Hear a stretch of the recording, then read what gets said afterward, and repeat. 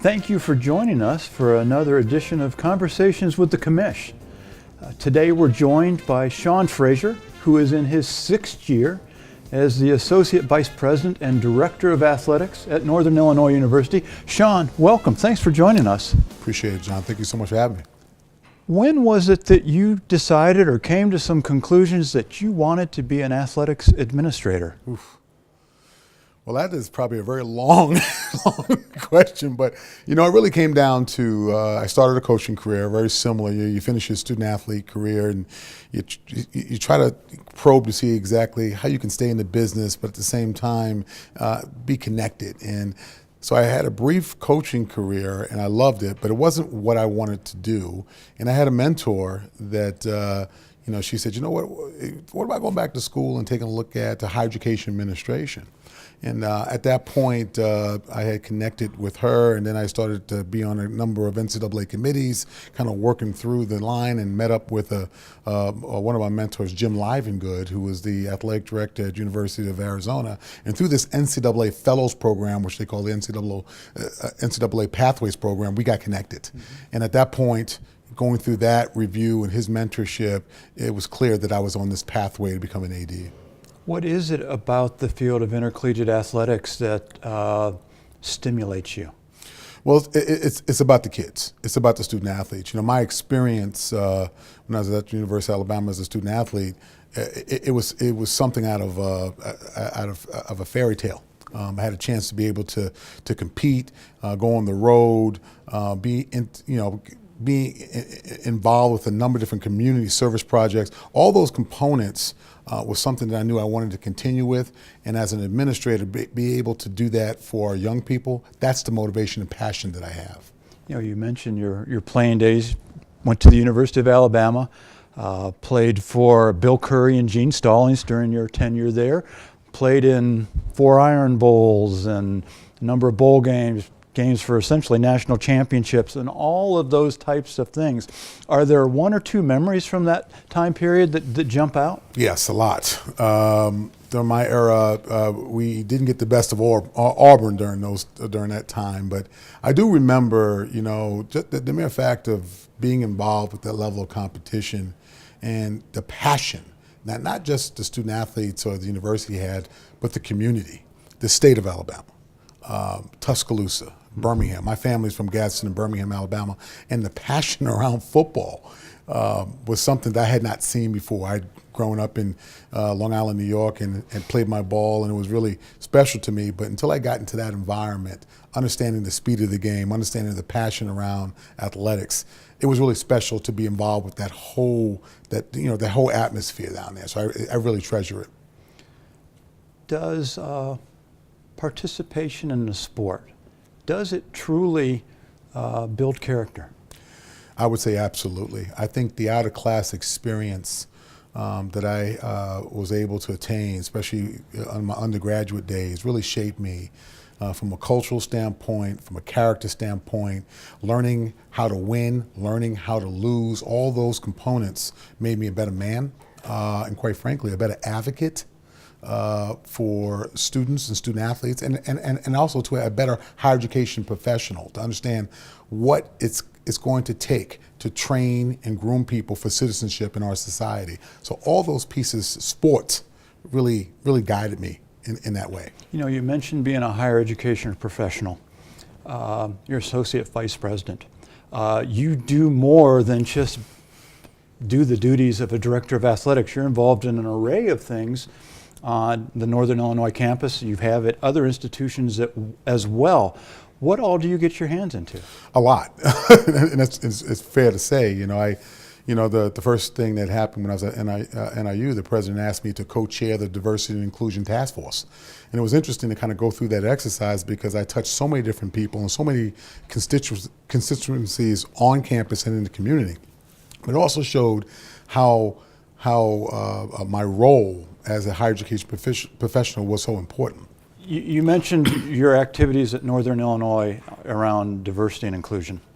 And clearly that's a passion that's been shown in your career. You started, I think, back in Maine. You got involved in that. and coming forward to Northern Illinois. Clearly, it's a point of emphasis in how you run your department. The NCAA and the Minority Opportunities Athletics Association recognized Northern Illinois in 2015 with their Diversity and Inclusion Award. What does that mean to you? What is it that you do to imbue that philosophy and the sense of importance to this throughout your department? Yeah, it means everything. You know, I think that if you take a look at sport, it's definitely a microcosm of society, right? And I think for me, to be able to champion diversity and inclusion ideals and concepts and take a leadership top-down approach to helping our student athletes and our staff to recognize that diversity enhances the way we do things on a regular basis. And as you know, athletics is the front porch of every university, and having a really visible stance on diversity principles and how accepting and why they are so important really sets the tone for the campus as well as the leadership. So I think for me, it started at a very young age, back in my days in Maine and all of my AD stops. But it's all about, you know, living that lifestyle. You know, I'm obviously multicultural. My background, my wife's a former law professor, and she'll talk to me about statutes and how America was built. But I think for me, it's about the leadership piece of it and how important to embrace these principles for the betterment of how we do things in general. So I think that top-down approach and then making sure you bring people to the table that share those ideals really helps our student athletes and our staff to understand that this is a very important principle and we need to execute it. Probably among the most important duties a director of athletics has is the hiring of staff, hiring of head coaches. When you engage in a head coaching search, what are kind of the principles that you're using, or what are the things you're looking at as, okay, we've got to fill this position. These are the types of things I want to be able to check off. Yeah, those quality controls, that's what I call them. And, you know, character, you know, passion, making sure that we're exhibiting trust and honesty. So all those pieces, as you're kind of taking a look at a perspective head coach or assistant coach or administrator, you want to make sure you have those components already, and there's no ambiguity that these are what you're getting in an individual that you're trying to recruit. So again, the other parts of it have to do with you executing, doing exactly what you say you're going to do, and making sure that you're held accountable for those particular components. So there's a lot of those, what I would call quality controls, that I want to make sure that an individual has when they join our family, our team. And again, it's all about the execution and also to making sure you're following up on the things you say you were doing. What are the different constituent groups that might be engaged or you might bring into a search process when you're looking for, let's say, a basketball coach or any other position, quite frankly? Yeah, you know, I think that the constituencies you have to bring in is, you know, obviously the folks within your department, your campus, obviously donors and boosters who have vested interest in moving the needle, the community members, fan advisory groups. I think it's important when you have a hire, especially when you're talking about an hire that's a revenue producing hire, I would say, that you have a lot of different tentacles attached to it. You want to make sure you're transparent about that process, but you also want to make sure that you know exactly the type of individual that you're trying to attract to be a part of the family atmosphere. So again, I tend to do a little bit more on that side of it, because at the end of the day, if it becomes too secretive or it becomes too clandestine relative to the type of individual, it's problematic on the back end, especially when you make an announcement. So again, I try to do that in a very confidential way, obviously, but at the same time making sure that those individuals who have so much vested energy, time, resources into the actual program itself have a chance to vet and, quite frankly, voice their concerns or what their expectations are. So I think those pieces are important, but I also think it's important that all of your head coaches have a similar type of vetting, maybe a different timeline associated with that, but the transparency behind that really is going to pay off in the long run. How do you build a relationship with the president, with Board of Trustees members? You know, it's about active communication. You know, I on my way here, I've talked to a board of trustee, a text the president. We've had conversation with cabinet members. I think it has to be about being approachable and creating a relationship based on communication. And I would say active communication. I don't like surprises. I'll be upfront with you, Commish. I'm quite sure you're very similar to myself. So how do you get rid of the surprises, so to speak, is that you create a discourse of communication and conversation that, before maybe something happens. Sometimes it always doesn't go the way you want it to go, but if you have this active communication, it won't be a surprise. So I think constant relationship building is really the key when you deal with those type of constituencies, and to continue to build the relationship. Along with hiring as really a key part of your job, fundraising becomes an important part of your job. Is fundraising an art or a science? I'm gonna say it's a little bit of both. I'm gonna throw a little curveball at you because obviously I'm a different fundraiser at different stops that I've been in. We've really focused at NIU, especially my 6 years, on the annual guaranteed monies. We've had some budgetary shortfalls within the state, which has caused us to be a little bit more strategic on making sure annual funds could be projected and they have to come in. So we've been extremely strategic on the annual commitments that we have, and I think that's the science part of it. I think the other part of that is getting out, building relationships, and telling the story about why we need these resources to operate, and making sure that the student athletes, coaches, and administrators are actively engaged in that process, because a lot of times it's not just the Husky Athletic Fund or our annual fund staff being totally responsible for philanthropy. It's all about all of our different constituencies within the athletic department talking about why we need the resources and how do we execute that. So we really put a face on athletic giving.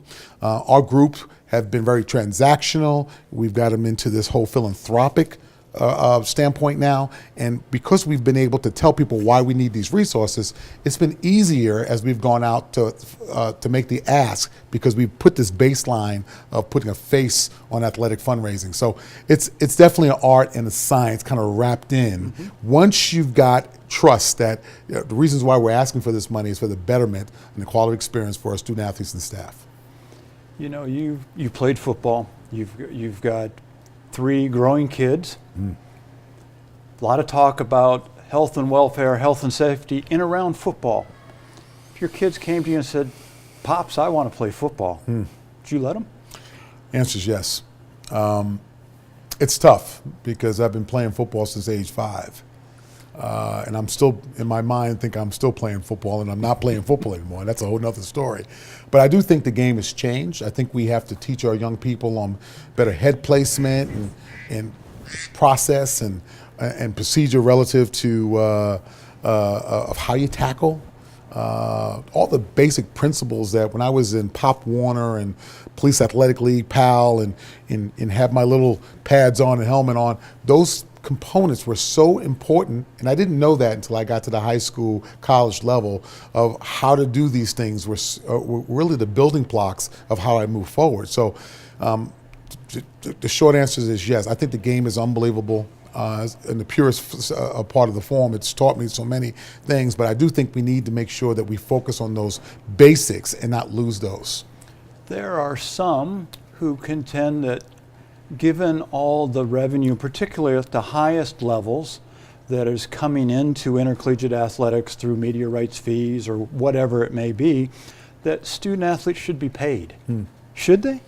I think they are being paid, John. You know, as a student athlete, at the end of the day, the student athlete, the scholarship, the cost of attendance, all the things that we're doing to make sure that the quality of experience for them to be enhanced, so they have a leg up of when they go out to compete for jobs and employment and different things of that nature. If you take a look at what's currently given now, which is very different than when I was a student athlete and my scholarship, I think they're really given a unique opportunity to play a sport that they love, and also to receive a leg up on their on some of their competitors who don't have access to the things that they have access right now with athletic training and academic support and all the things, quite frankly, that's pretty much of a machine to help them through a college environment. So if you monetize any of those particular things, you will quickly see a la carte, so to speak. If you start taking a look at all those particular components, you will see, quite frankly, that's a quite healthy financial compensation.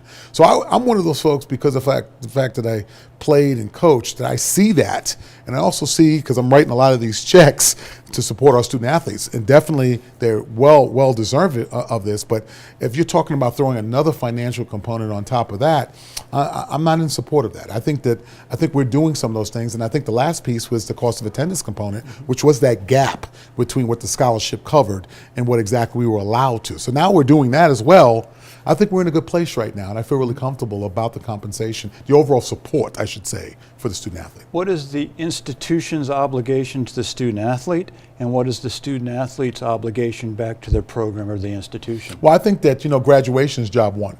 I always tell my student athletes, look me in my good eye. I got that from my grandmother down in Tuscaloosa, and she was absolutely right about that. I understood what she meant by look me in my good eye. That means making sure there's no shenanigans off the field, and making sure that I would graduate. And the reason why I've gone to college is to make sure that I would excel academically. So I think the responsibility of the student athlete is job one is academics. The other part of that is to make sure that they represent their family, themselves in a credible way, that they would want to be viewed upon, both by the institution and also by nationally. So that means making sure you stay out of trouble. And then the other part of that is representing the institution at the highest level athletically as you possibly can. And that means preparing yourself. That means that strength and conditioning, academic support, equipment management, all the things, quite frankly, that we are investing in that individual and that we want them to represent in the highest level. So again, academically, athletically, socially, all those components in a way where we want you to be exemplary in these particular areas. What is it in your job that gives you the greatest pleasure? Well, seeing the graduation, I got a bit emotional. I see some of my seniors, this is the, for some of them, this is the second to last game that they're going to have. And I saw that on senior day back in DeKalb, where, I took them from their freshman and now to their senior, and I got emotional about it because I'm not going to see some of these guys again. I'll see them when they come in and out, when they come back, but the mere fact that part of this journey is going to end here, and that's a real special part of me because I see the maturation process as they come in as a freshman and they leave as this individual who's going to be a leader in their particular environment. So that's why I'm in this business. Quite frankly, is to prepare folks for citizenship and to prepare folks to be future leaders in their chosen field. So that's what gets me fired up and reason why I enjoy my job so much. What's a bigger challenge, maintaining a winning program, or is it turning around a program that's been down and you need to start getting some W's? You know what, I've done both, and I will tell you, to maintain is an art form. To be able to maintain excellence and to sustain excellence. And I have this thing called Campaign to Sustain right now because we've done a lot of great things, especially in the sport of football. And we've been able to do certain things, but we took a little dip and now we're back to where we need to be at. But I would say it's really hard to sustain excellence at the highest level. I think turning a program around, you might have a blip or two, right? But sustaining year after year after year and being at the top of your game is definitely a very, very tough, very challenging thing to do. Now, hopefully you've got a lot more years in front of you, but if you were going to write your legacy right now, either for your career or for your time at Northern Illinois, what would that be? That's a great question. I think for me, I'm in this mode of throwing the proverbial rope back over the fence for folks. And I say that in the sense that I think my greatest asset right now is that when I have young administrators or I have colleagues calling me up and they're saying, Sean, can you help me with this? I need to find this individual for my staff, or how did you do this in fundraising, or this coach, what do you think about this particular hire? I've been able to connect those individuals in our business because I've been in the game for a while. I've been an athletic director at Division 1, 2, and 3, and not by design. It just kind of happened that way. And I count my blessings about that. I'm really humbled. But I think the way that I've gone about making sure that people understand that I will not compromise standards on any level, both academically and athletically, and I've been able to do that. And in our business, it's very difficult as we kind of watch how the landscape of college athletics is viewed in some cases. So in my little world, that hard nose, we will not compromise standards is definitely how I run my shop, and especially the folks that work with me understand that. So that would be my legacy, and not just at NIU, but some of the other stops that I've had. Sean, thanks for joining us for our conversation today. I appreciate it. Thanks a lot, boss.